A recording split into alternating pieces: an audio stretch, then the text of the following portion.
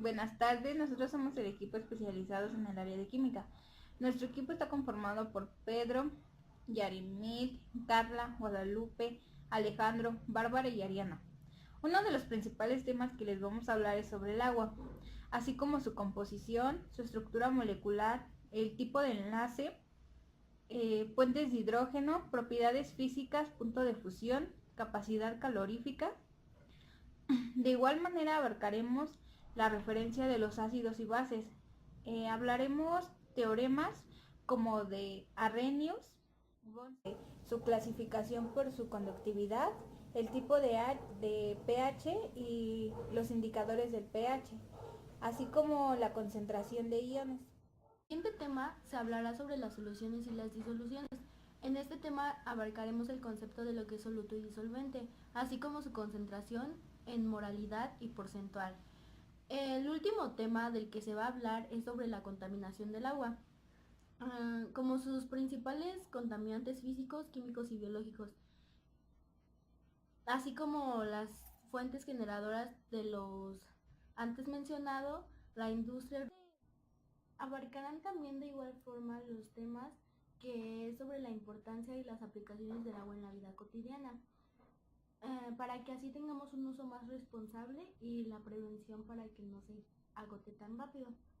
Por otro lado, este proyecto colegiado se está haciendo con la finalidad de tener un apoyo en nuestras guías para la universidad, ya que con esto podremos estudiar un poco más acerca de los distintos temas que se van a ver en los exámenes. La química también se ve reflejada en nuestra vida cotidiana. Un claro ejemplo de esto es los alimentos que consumimos. Cada uno de los alimentos que consumimos cuenta con una estructura y composición química. Entonces es ahí donde la química se aplica. Entonces hablaremos de cada uno de los temas que se mencionaron.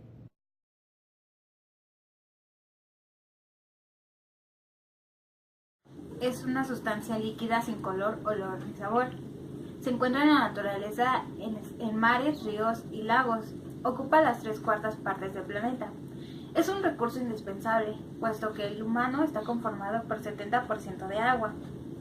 El agua se encuentra en sus 3 estados de agregación, en sólido, líquido y gaseoso. El agua cuenta con una estructura y una composición molecular. Está conformado por pequeños átomos, 2 de hidrógeno y 1 de oxígeno. Químicamente es H2O. Unidos por enlaces covalentes que hacen que la molécula sea muy estable. Por último, la molécula del agua tiene una geometría angular. Esto quiere decir que la unión de los hidrógenos con el oxígeno forman un ángulo de 105 grados. Hacen que la molécula tenga polaridad y ésta se pueda unir con sustancias polares, como lo son la sal, el alcohol y el limón. Por último, la molécula del agua cuenta con una polaridad y puentes de hidrógeno. La estructura del agua es unicolor. Esto quiere decir que está conformada porque el hidrógeno presenta una carga positiva y el oxígeno una carga negativa, que al hacer con una interacción con otras moléculas se forman los puentes de hidrógenos. Un claro ejemplo de puente de hidrógeno es cuando nosotros congelamos el agua. Cuando nosotros tenemos el agua en estado sólido y la vertimos a una temperatura muy baja, los puentes de hidrógeno se crean con otras moléculas, para así pasar del líquido a un estado sólido. El siguiente tema, que son los enlaces.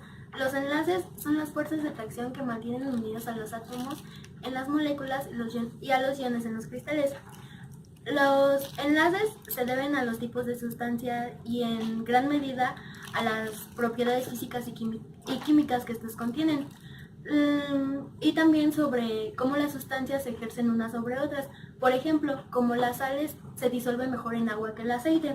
Esto se refiere a los diferentes tipos de enlace que existen. Existen 3 diferentes tipos de enlace, que es el iónico, el covalente y el metálico. El enlace iónico es donde va a perder un electrón que es metal y tiende a ganar más electrones que van a ser metales. Compuestos unidos por enlaces iónicos forman redes cristalinas. Las redes cristalinas son estructuras gigantes que contienen un gran número de iones. Un ejemplo sería este, que es un enlace iónico, que tiene Na, que es el sodio, con el Cl, que es el cloro. El Na tiene 2 electrones, entonces como el Cl tiene 6 electrones, Na le va a pasar 2 electrones para que así se forme la regla del octeto. Aquí tiene 2, aquí tiene 2, aquí tiene 2, y con estos ya forman los otros 2, que son los del Na.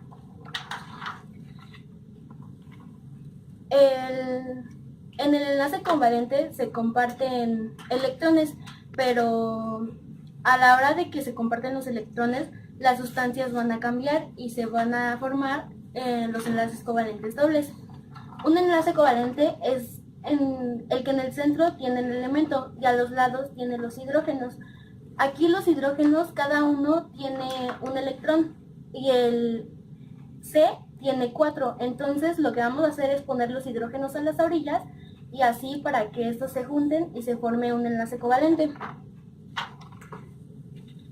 Cuando se forma el enlace covalente polar, de igual forma tiene 2 elementos y se tiene que cumplir la regla del octeto. La regla del octeto consiste en que los electrones deben de formar 8.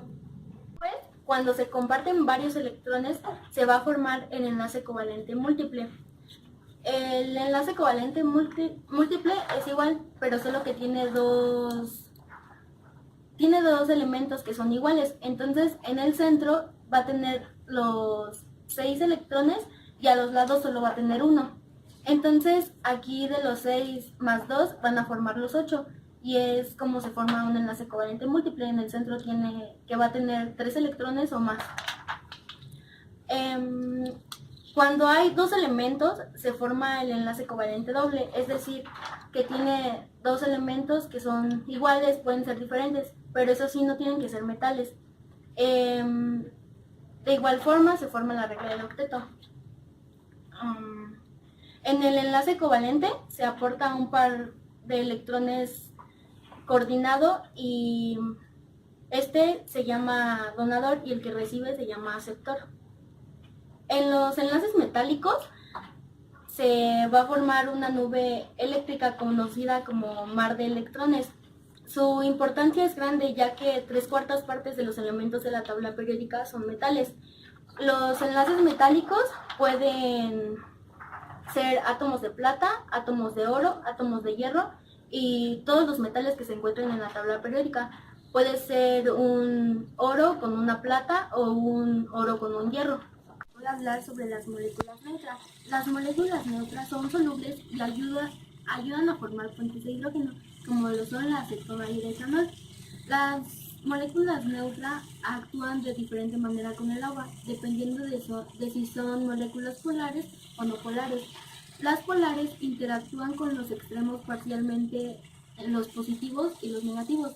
Las moléculas no polares, como lo son los aceites y las grasas, no interactúan con el agua, es decir, que forman capas de hidratación.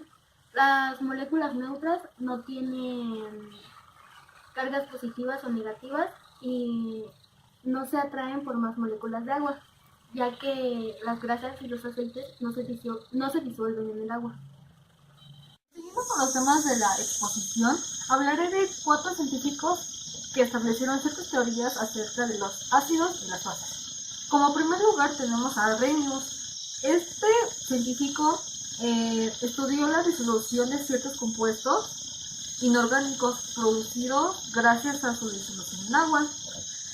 La teoría que este científico establece es que clasificar a las sustancias como ácido y base depende de si producen iones de hidrógeno. Por ejemplo, un ácido produce iones de hidrógeno H o iones de hidronio H3O en el agua, mientras que una base produce iones de hidróxido OH y de igual manera en el agua. Arrhenius llegó a la conclusión de que las propiedades pertenecientes a las disoluciones acuosas dependen principalmente de los iones de hidrógeno. Es que los ácidos desprenden iones de hidrógeno y también desprenden iones de hidronio, mientras que las bases desprenden solamente iones de hidróxido. Los siguientes químicos son Bronsted Lowry. Johannes Bronsted y Thomas Lowry indican que los ácidos son especies que son capaces de ceder iones, mientras que las bases son seres que son capaces de aceptar esos iones de hidrógeno. La teoría establece que tanto un ácido y una base son necesarios para que haya una transferencia de protones. Y así estas transferencias pueden ser llamadas reacciones ácido-base. Como dato curioso, Bronsted fue un químico danés, mientras que Lowry fue un químico británico.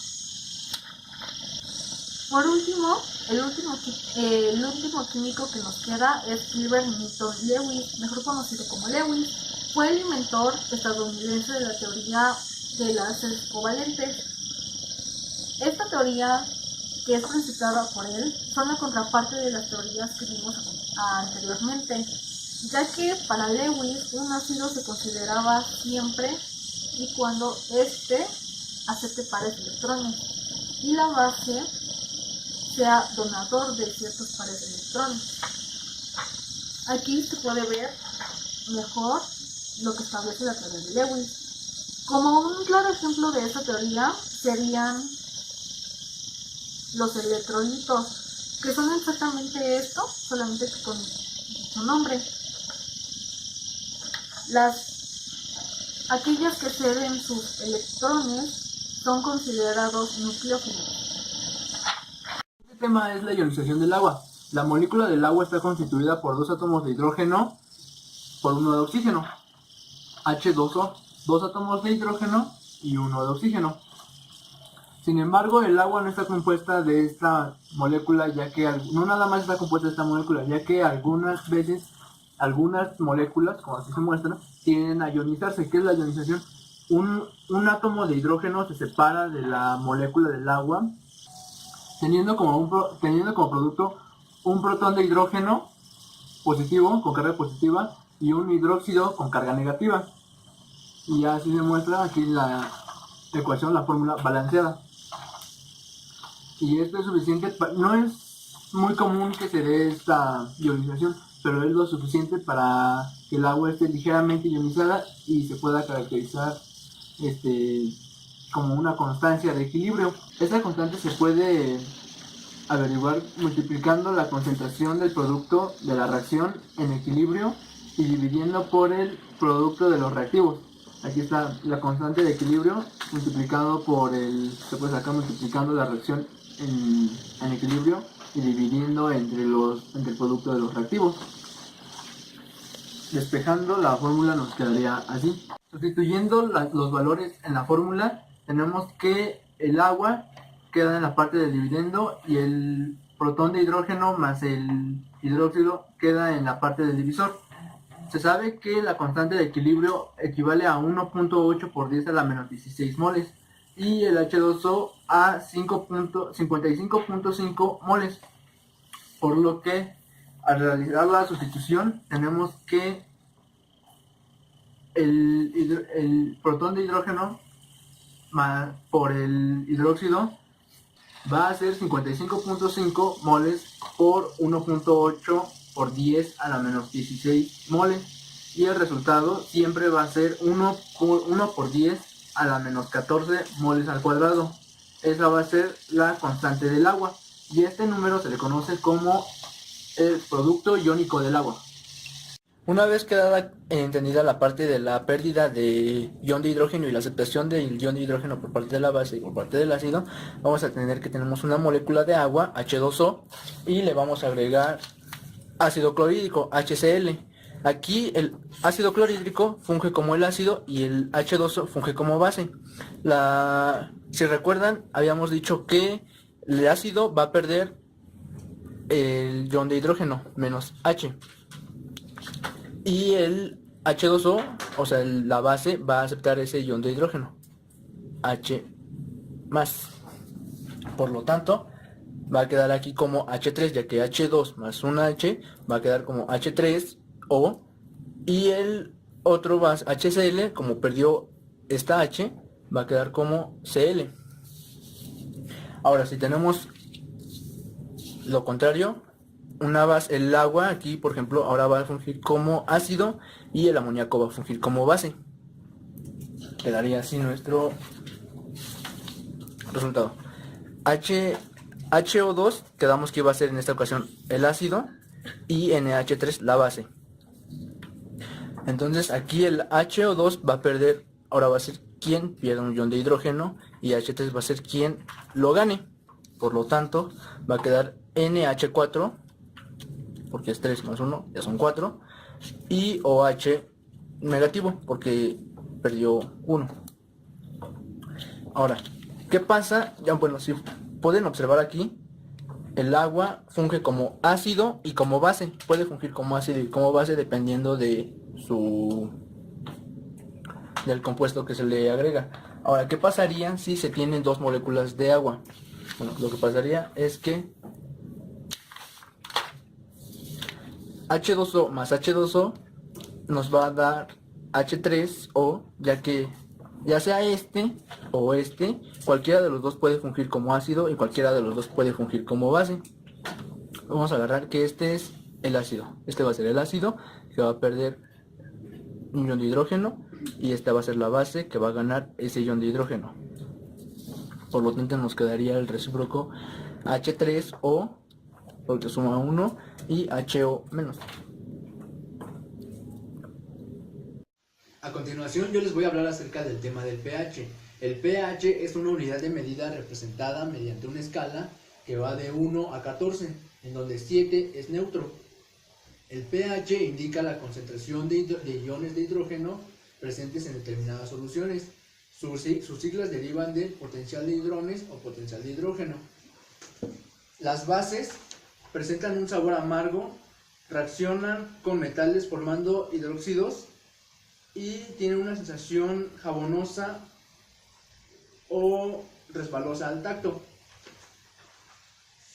Los ácidos tienen un sabor agrio, tienen una sensación acuosa al tacto y reaccionan con metales liberando iones de hidrógeno. En la escala de pH los ácidos van de 1 a antes del 7 y las bases van después del 7 al 14.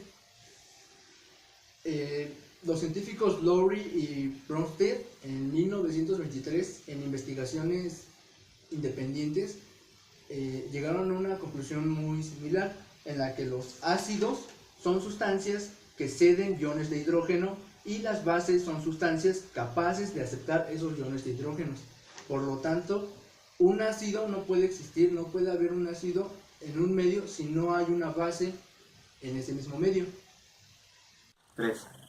Siguiendo con el tema, yo les voy a exponer lo que son las soluciones o disoluciones. Bueno, por definición, una solución es aquella sustancia o mezcla homogénea que a nivel micromolecular se puede definir como iónica o covalente. A las soluciones la componen dos elementos, lo que es el soluto y el disolvente. El soluto se considera como aquella parte o material que se disuelve en el disolvente y el disolvente la sustancia que lo disuelve. Ahora les voy a hablar sobre lo que son los tipos de soluciones. Existen 4: diluida, concentrada, saturada y sobresaturada. La diluida es aquella en la que el disolvente es mayor cantidad que el soluto. Es decir, por ejemplo, tenemos de soluto 1 gramo de sal y disolvente 100 gramos de agua. La concentrada es a la inversa, más soluto que disolvente. En esta puede ser el mismo ejemplo, pero a la inversa. 100 gramos de sal sobre 1 de agua. Siguiendo está la saturada. La saturada es aquella que la cantidad de soluto depende de una temperatura específica. Es decir, que a 26 grados centígrados del agua solo se pueden disolver 30 gramos de sal. Y la sobresaturada es aquella que permite que una mayor concentración de soluto en una temperatura determinada. Es decir, que en una temperatura establecida puede haber más soluto. Ahora vamos a hablar sobre lo que es la concentración. De aquí les voy a hablar sobre dos. La que es la molaridad. La molaridad se define como aquella unidad que se obtiene tras sacar el mol de soluto entre los litros de solución. Es decir, los moles de una sustancia que se usa sobre los litros de solvente que se utilizan. Como por ejemplo, usando este problema, se disuelven 25 gramos de hidróxido de sodio en 65 mililitros de agua de solución y tenemos que hallar la molaridad. Primero lo que hay que hacer, obteniendo los datos, es identificarlos. 25 gramos del hidróxido de calcio es lo que vamos a dar como los moles, y los 65 mililitros lo que vamos a transformarlos a litros para poder sacar la molaridad, que es la que no sabemos. Después tenemos que convertir esto. ¿Cómo se hace? Para poder sacar el número de moles se utiliza esta fórmula: los gramos que se tienen de la sustancia sobre el peso molecular usado. Bueno, aquí hice una pequeña tabla en la que se entiende el elemento, que son los que se usan: calcio, oxígeno e hidrógeno. El número de átomos que hay: 1 en el calcio, 2 en el oxígeno y 2 en el hidrógeno. La masa de cada uno, y ya después la sumatoria total multiplicada de la masa de cada uno por el número de átomos que se haya. Hasta el final sacamos el número total de la masa, lo que nos va a dar el total del peso molecular. Y siguiendo con la fórmula del número de moles, se ponen los 25 gramos originalmente que se tenían de la fórmula y se pueden utilizar acá arriba. Haciendo la operación nos sale que el número de moles es igual a 0.33 moles de hidróxido de calcio. Con estos números nada más le tenemos que hacer el reemplazo o cambiarle nada más los datos.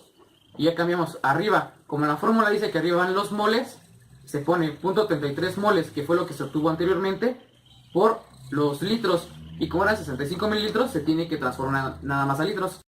Y por último nos queda la molaridad, que es igual a 0.5. Bueno, la siguiente es la porcentual. Existen tres tipos de las que les voy a hablar. La primera es porcentaje en masa, que es aquí se da de porcentaje de masa a masa. Es decir, la fórmula se obtiene de la masa del soluto sobre la masa de solución por cada 100 mililitros de agua. La siguiente es el porcentaje en volumen. Esta es aquella que es porcentaje de volumen a volumen, y la fórmula dice que es volumen del soluto entre el volumen de solución por K por 100. Y la última es porcentaje masa a volumen. Esta combina las dos pasadas, pero aquí quedaría arriba los gramos de soluto sobre los mililitros de solución por 100. Como siguiente tema hablaremos acerca de la contaminación del agua. La contaminación del agua se produce por los vertidos de fertilizantes, pesticidas y químicos que caen en el agua dulce y también contaminan a su vez el agua salada. La contaminación se divide en tres partes. Es la polisaprobia. Esta contaminación se da por el carbono orgánico en el agua, que produce que no quede oxígeno para que se siga utilizando. También está la contaminación mesosaprobiana. Esta se debe a que el agua se contamina con materia orgánica, es decir, con frutas, con plantas, etc. Y por último está la contaminación oligosaprobiana. Esta es agua contaminada por aguas residuales. Eso quiere decir aguas que se utilizan en zonas urbanas, como las aguas que usamos cuando nos bañamos, cuando hacemos el baño, etc. Hay varios contaminantes del agua. Están los físicos. Estos son los contaminantes que se dan por sedimentos del suelo. Esto es toda materia que no se logra diluir en el suelo y hace que se contamine el agua, o también por residuos de minería. Hay contaminantes también químicos. Estos son los pesticidas y los residuos de petróleo y derivados. Y también los contaminantes biológicos. Estos son los contaminantes de aguas residuales y aguas fecales. Y por último, hay tres zonas donde se contamina el agua. Una de ellas es la industrial. La industrial es el agua que se contamina por el uso de procesos industriales, ya sea para fabricar cosas o para limpiar esas fábricas. Existe también en la zona urbana. En esta zona el agua se usa para la higiene personal. Existen tres zonas donde se contamina el agua. Una de ellas es la industrial. Aquí el agua se contamina por el uso de esta sustancia en los procesos industriales, ya sea para fabricar cosas o para limpiar lo que se ha fabricado. En la zona urbana es el agua contaminada por el uso que se le da en los hogares, ya sea para la higiene personal, para limpiar alimentos, frutas, etc. Y por último está la agrícola, que esta es cuando se usa excesivamente los abonos y los fertilizantes, los pesticidas que producen que se contamine el agua. El siguiente tema es importancia y aplicaciones del agua para la humanidad. El agua es un elemento fundamental para la vida humana. Todo ser humano tiene agua, es un elemento crucial para la humanidad y el resto de los seres vivos. La tenemos presente en ríos, lagos, mares, costas, etc. El agua es un recurso de la naturaleza y es crucial para la producción humana. Nos ayuda a la respiración, en el metabolismo y su desecho. Algunas de sus aplicaciones son el consumo doméstico, ese se utiliza cotidianamente para lavar la ropa o para la higiene personal. El siguiente es el consumo público, que es para la limpieza de las calles, parques y jardines. Y el de agricultura y ganadería, la de agricultura es para el riego del campo y la ganadería para los animales. El siguiente es el agua en la industria, es para las fábricas o procesos de fabricación del producto. Y por último, el deporte, ocio y agua, que son para los ríos, para los mares, en las piscinas y los lagos. El agua es un elemento principal de todos los fluidos y están en el interior de todas las células vivientes.